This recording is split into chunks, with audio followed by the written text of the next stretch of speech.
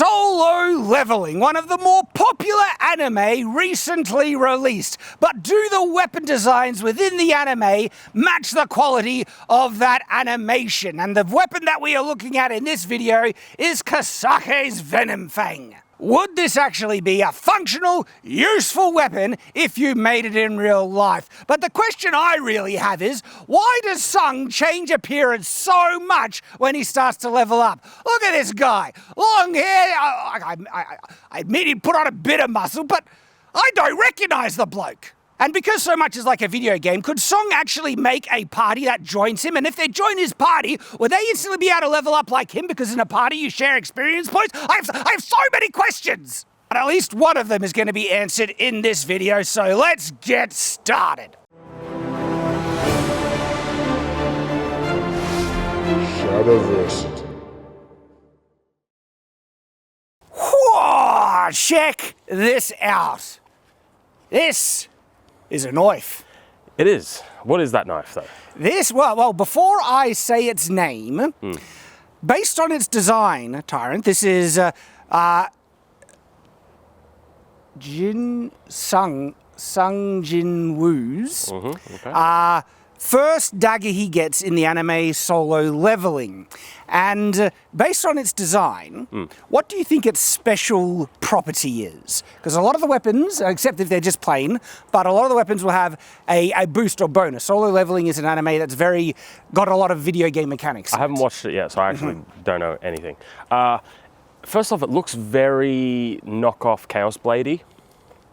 Maybe a little. Look, we'll get to its design. I'll calm your farm, all right?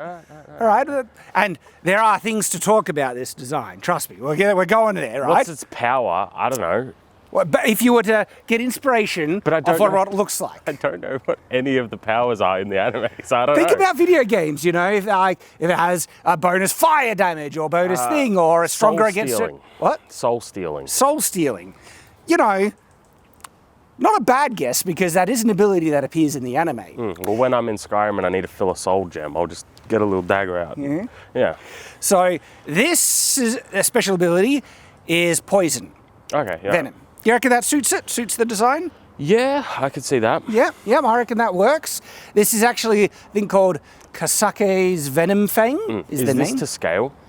Mostly, actually. So the anime kind of doesn't have, because it's drawn, right? Yeah, obviously. Their scale isn't perfect, and sometimes it looks a little bigger, but I think this is actually mostly to scale. Okay. Yeah, right. This is a pretty good replica of it.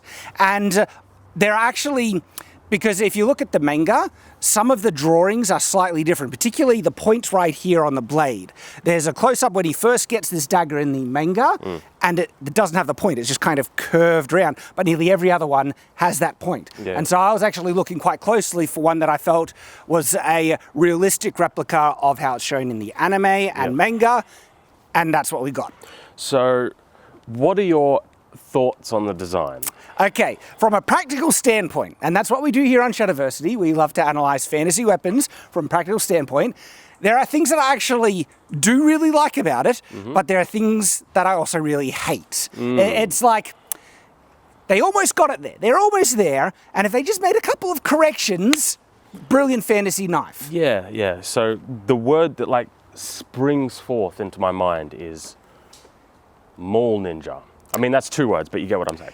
Yes, although there are other weapons in Solo Leveling that I think are more ninja than this. Well, this is the thing, right? Is like, I have big complaints with it right off the bat. So I don't know if you want me to go into them right off the bat, or you want to do your thing. Or go on, you just go. All right, well, the first issues are really like big ones. This is why I asked if it's to scale and I asked if it's accurate, because these downward sweeping points go straight into my, like that is a blade. Yeah. Straight into my hand. That's like my biggest criticism. I don't know why. Is it just they wanted two kind of downward sweeping angles to match the knuckle bow? This should be sweeping up. That should be an upwards straight point. into your hand. Yes. Then I don't have too much of an issue with this. It's like a knuckle bow, right? Yes.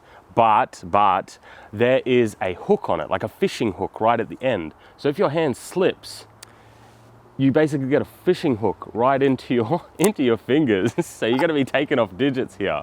Look, you have a point. No, let me I have 2 points, literally, because then right on the pommel, there's also another fishing hook right there as well. So even if you miss this first one somehow, you're going to get the second one. It's just there to train you to not lose your grip. That's 3 points that are all directly onto your hands to injure you. Yes. And that's bad weapon design, Chad. it is Tyranth. Yeah. He's got no excuses for that. It's just bad. I don't know why they added this spike in here. If you don't, there's ways to avoid it. Like, I can use this mostly fine, right? And fight, and it's not poking me. Well, so if you hold your grip in the correct position, you can avoid it. Well, let's talk about this in terms of a little bit more context of like combat, right? Because from what I understand, he dual wields daggers. That is not eventually. Okay, that is not like the best type of weaponry to have if you're fighting someone with a longer weapon than you. If you have reach, this is where magic plays a big part, right? Yeah. But the issue is these are essentially, let's put them as like parrying daggers, right?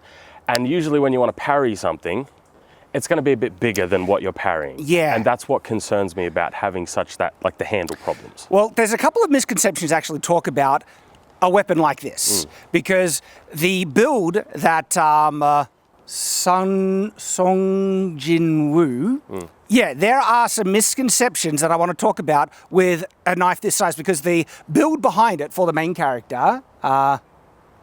just skip past the name. All right, I will just skip past it, is an assassin build. And it's justified that these are fast, like daggers, are just fast weapons. Now, that might be true in terms of...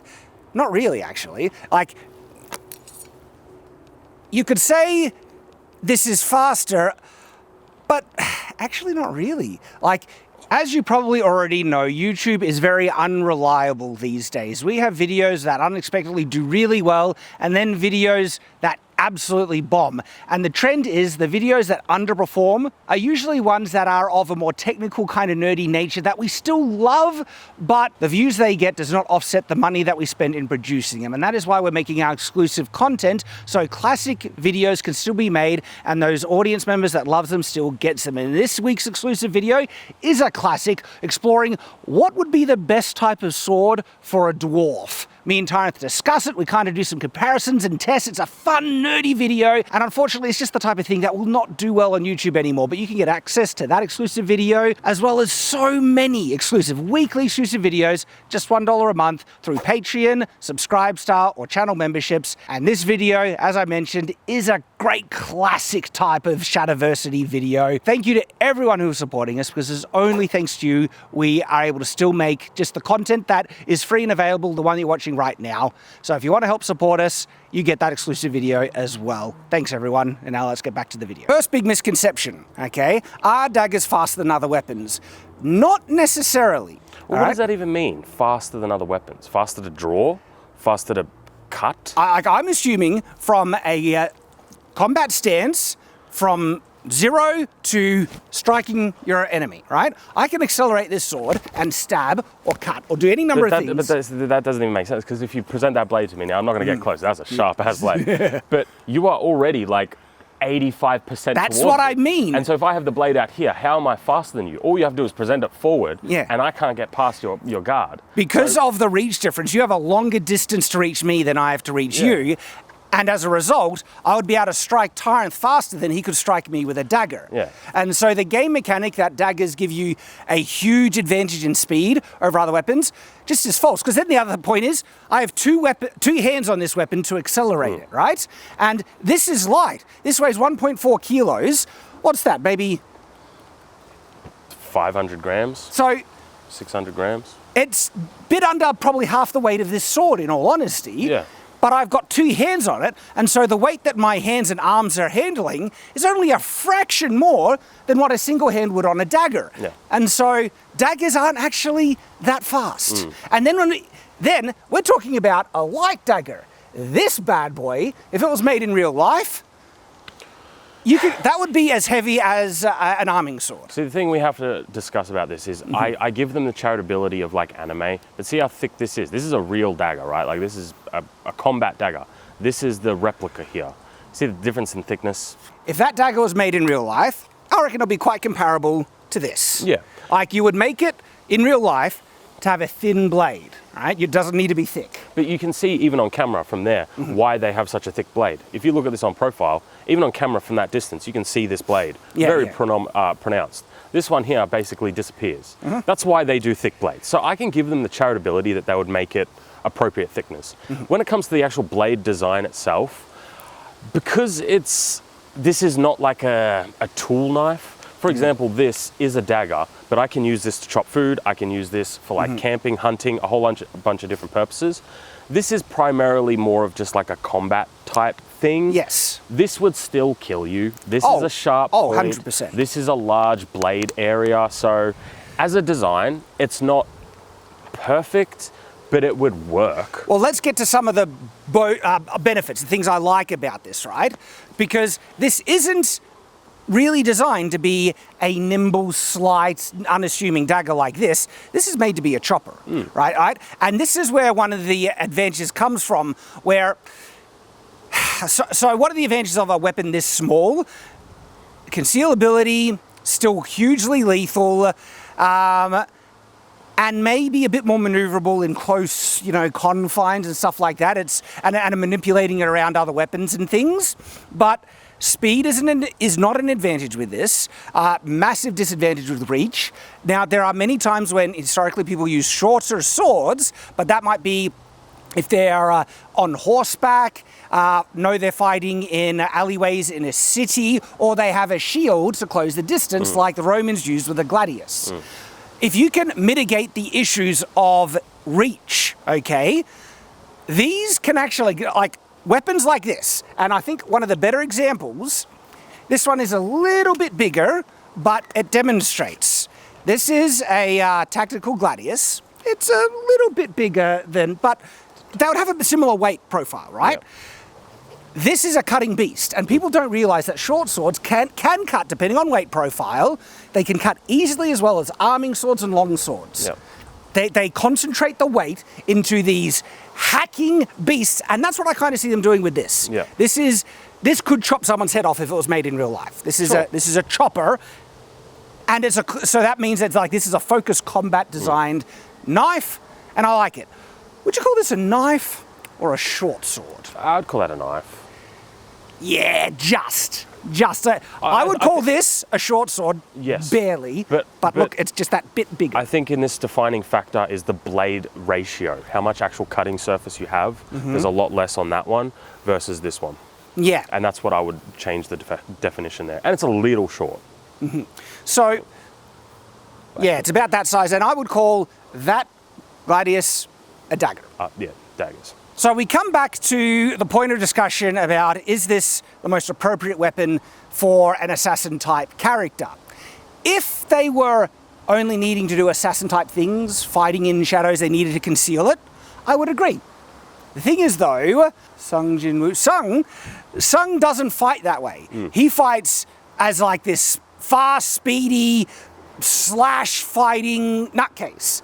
And dual-wielding daggers is just one of those things that doesn't actually suit that, Yeah. It's just goes into, like, is there a circumstance where you could justify dual-wielding daggers in combat if you could pick other weapons?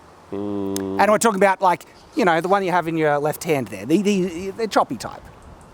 They're certainly better than nothing, and you can block and parry and stab. God of War chains. Have one just in your hand, the other one to throw that you can swing around. Yep, there you go, two daggers. I have watched some sparring footage of people testing this out, and these are, they practice historical, martial arts, sword and stuff, and they put in dual daggers against longsword. No, not reverse gripping that suckers. No, don't weave this crap. Hold them properly. That is a crap way to use them. Take it up with Thorfinn. So, using it properly. Yeah. And the daggers actually don't do bad. Like, the ability to parry with the offhand and get in, I say get in quick, it is interesting, because once you get in close, okay, a really big advantage of daggers in particular is when you're this close to your opponent, okay? It is more difficult to maneuver a longsword around your opponent when you're like this. Daggers, you can just go and mess them up. Remember, the whole point of having reach is so that they don't get to that point, though. But dual-wielding daggers enabled the guy to close that distance quite effectively. Get that block, close in, nullify the longsword. It's not the worst combat type for general combat outside of just assassin stuff. Sure, I don't think I'd ever personally go with it, though. No, I don't think I would either. I think on balance, you do get more advantages over reach with a longsword, but it's not like it's a complete, non-issue or non-contest. If I was going to go the dual-wielding route, I'd go something like a arming sword or maybe a short sword with a dagger. That's more of how I'd probably do the dual-wielding concept rather than two really short blades. Yeah, and Sung does get a longsword towards the end of the second season. He barely uses it, but at least he gets one. Great. So, really, look, this has been a really fun dagger to consider and analyze. What do you guys think? Is this a cool design? Do you not care about the... Please do not defend the fishing hook handles somehow. Just please don't. So you was kind of saying it, thumb it like this. You could thumb it. I reckon if you hold it actually a bit on, instead of going that way, hold it a bit like this, so it's on that side. This is actually mostly out of the way. You can fight and slash. I'm actually coming around to it. These aren't as bad. They're not perfect. It's a detriment, but it's avoidable. Look at this. Look at this maneuverability, man. This is fully maneuverability, slice, hit, and I'm not poking myself. You wait until you hit something hard, and then we'll see what your tone is like. I'm liking it more and more. What do you guys think? Let us know in the comments. And if you want to hear what our kind of pet peeves with anime designs of swords generally, and this thing has a very prominent, pet peeve that we point out in that video, it's right there. Do check it out. Cheers, guys.